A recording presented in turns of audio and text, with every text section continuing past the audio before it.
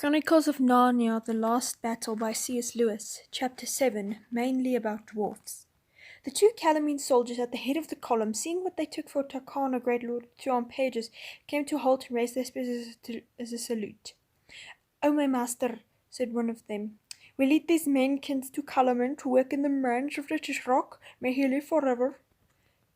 "By the great Gartash, they are very obedient," said Trinian. Then suddenly he turned to the dwarfs themselves. About 1/6 of them carried a torch, and by that flickering light he could see their bearded faces all looking at him with grim and dogged expressions. "Has Trishrock thought great battle, dwarfs, and conquered your land?" he asked. "That this should go patiently to die and shall put up Purgan?" The two soldiers glared at him in surprise, but the dwarfs answered, Aslan's orders, Aslan's orders. He sold us. What can we do against him?" "Trishrock indeed," added one and spat. "I'd like to see him try it." "Silent dogs," said the chief soldier. "Look," said Trinian, pulling Puzzle toward into the light. "It has all been a lie. Aslan has not come to Narnia at all. You have been cheated by the ape. This is the thing he brought out of the stable to show you. Look at it."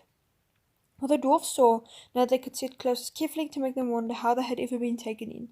The lion skin had pretty untidy during Puzzle's imprisonment in the stable, and it had been knocked and crooked during his journey through the dark wood. Most of it was a big lump in one shoulder. The head, besides being pushed sideways, had somehow got very far back so that anyone could now see his silly, gentle donkey's face gazing out of it. Some grass stuck out of the corner of one of his mouth, for he had been doing a little quiet nibbling as they brought him along, and he was muttering, "It wasn't my fault, it wasn't my fault. I'm not clever. I never said I was."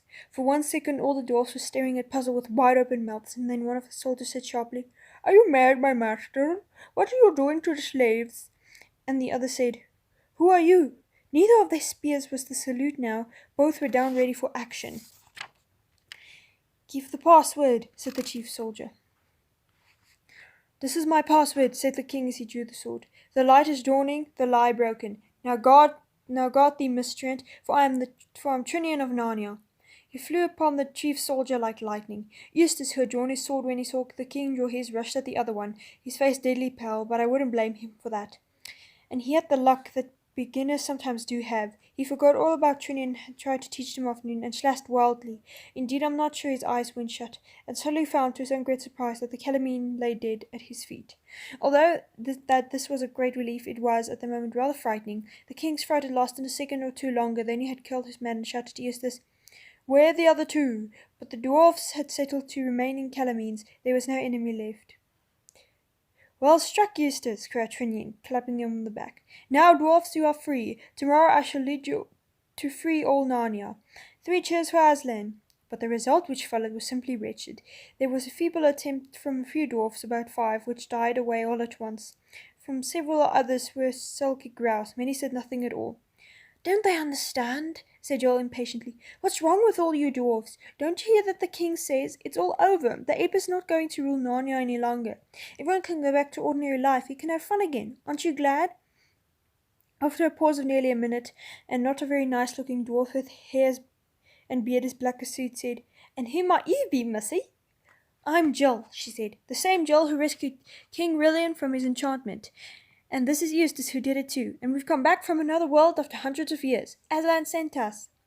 The dwarfs all looked at one another with grins, sneering grins, not merry ones. "Well," said the black dwarf, whose name was Griffel, "I don't know how you all chaps feel, but I feel I've heard as much about Aslan as I want for the rest of my life." That's right, growled the other dwarfs. "It's all a plant, a blooming plant." "What do you mean?" said Trinian. He had not been pale when he was fighting, but he was pale now. He had thought this was going to be a beautiful moment, but it turned out to be a bad dream. "You must think we're blooming soft in the head, that's what you must," said Griffel. "We've been taken in once, and I expect us to be taken again the next minute. We've sure no more stories about Aslan. See, look at him, an old moke with long ears." "By heaven, you take me mad," said Trinian. "Which of us said that was Aslan? That was the ape's imitation of the real Aslan. Can't you understand?" "And you've got a better imitation, I suppose," said Griffel. "No thanks. We've been fooled once, and we're not going to be fooled again." "I have not," said Trinian angrily. "I serve the real Aslan." "Where's he? Who's he? Show him to us," said several dwarfs. Do you think I keep him in my wallet, fools? Said Trinian. Who am I that I should make Aslan appear at my bidding? He's not a tame lion. The moment those words were out of his mouth, he realized that he had made a false move. The dwarfs at once began repeating, Not a tame lion, not a tame lion, in a jeering sing-song. That's what the other lot kept on telling us, said one. Do you mean that you don't believe in the real Aslan? Said Jill. But I've seen him, and he has sent us two here out of a different world. Ah, said Griffith with a broad smile. So you say. They've taught you stuff all right. Saying your lessons, ain't you? Churl, cried Trinian. I'll give you a lady the lie. Will you give a lady the lie to her very face? You keep a civil tongue in your head, mister, replied the dwarf. I don't think we want any more kings. If you are Trinian, which you don't look like him, no more than we want any Aslans. We're not going after ourselves from now on and touch our caps to nobody. See? That's right, said the other dwarfs. We're on our own now. No more Aslan, no more kings, no more silly stories about other worlds. The dwarfs are for the dwarfs. They began to fall into their places and began to get ready for marching back to wherever they had come from. Little beasts, said Eustace. Aren't you even going to say thank you for being saved from the salt mines? Oh, we know all about that, said Griffle over his shoulder. You wanted to make use of us. That's why you rescued us. You're playing some game of your own. Come on, you chaps. And the dwarfs stuck up a queer little marching song which goes on with drumbeat, and off they trampled into the darkness. Trinian and his friends stared after them. Then he said a single word, Come, and they continued their journey. They were a silent party. Puzzle felt himself to be still in disgrace, and so he also didn't really quite understand what had happened. Jill, besides being disgusted with the dwarfs, was very impressed with Eustace's victory over Calamine and felt almost shy. As for Eustace, his heart was still beating rather quickly. Trinian and Jewel walked sadly together in the rear. The king had his arm on the unicorn's shoulder, and sometimes the unicorn nuzzled the king's cheek with his soft nose. They did not try to comfort one another with words. It was very easy to think of anything to say that would be comforting. Trinian had never dreamed that one of the results of an ape setting up a false Aslan would be to stop people from believing in the real one. He had felt quite sure that the dwarfs would rally to his side the moment he showed them how they had been deceived. And then the next night he would have led them to Stable Hill and down to puzzle all the creatures, and everyone would have turned against the ape, and perhaps after a shuffle with the Calamines the whole thing would have been over. But now it seemed he would count on nothing. How many Narnians might turn the same way as the dwarfs? Somebody's coming after us, I think, Puzzle said suddenly. They stopped and listened. Sure enough, there was a thump-thump of small feet behind them. Who goes there? Shouted the king. Only me, sire, came a voice. Me, Poggin the dwarf. I've only just managed to get away from the others. I'm on your side, sire, and Aslan's. If you can put a dwarfish sword in my fist, I'll gladly strike a blow on the right side before it's all done. Everyone crowded around him and welcomed him and praised him and slapped him on the back.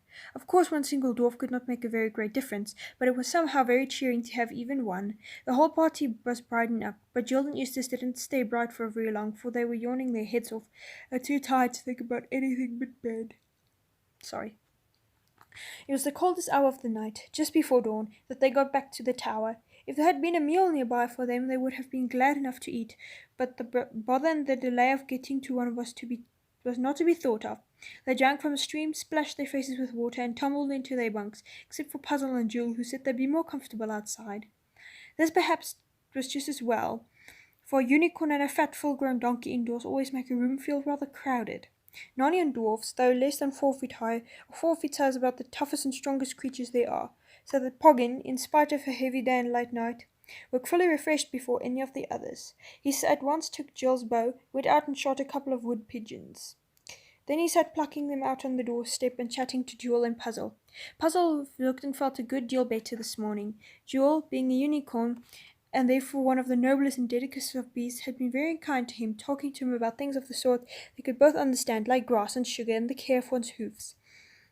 When Jill and Eustace came out of the tower yawning and rubbing their eyes almost 10:30, the dwarf showed them where they could gather plenty of Narnian weed called wild fennacy, which looks like our wood sorrel but tastes a good deal nicer when cooked. It needs a little butter and pepper to make it perfect, but they hadn't got those. So with one thing and another they made the makings of special stew for their breakfast and dinner, whichever you choose to call it. Trina went a little further off into the wood with an axe and brought back some branches for fuel. While the meal was cooking, which seemed like a very long time, especially as it smelled nicer and nicer and nearer as it came to being done, the king found a complete dwarfish outfit for Poggin, a mail shirt, helmet, shield, sword, belt, and dagger. When he inspected Eustace's sword and found that Eustace had put back in the sheath all mercy from killing the Calamine, he was scolded for that and made to clean and polish it. All this while Jill went to and fro, sometimes stirring the pot, sometimes looking out enviously at the donkey and the unicorn, who were contentedly grazing. How many times that morning she wished she could eat grass! But when the meal came, everyone felt that it had been worth waiting for, and there were second helpings all round. When everyone had eaten as much as he could, the 3 humans and the dwarf came and sat on the doorstep, with 4 fruited ones lying down facing them. The dwarf, with permission from both Jill and Trinian, lit his pipe, and the king said, "Now, friend Poggin, you have more news of the enemy, belike, than we. Tell us all you know. And first, what tale do they tell of my escape?"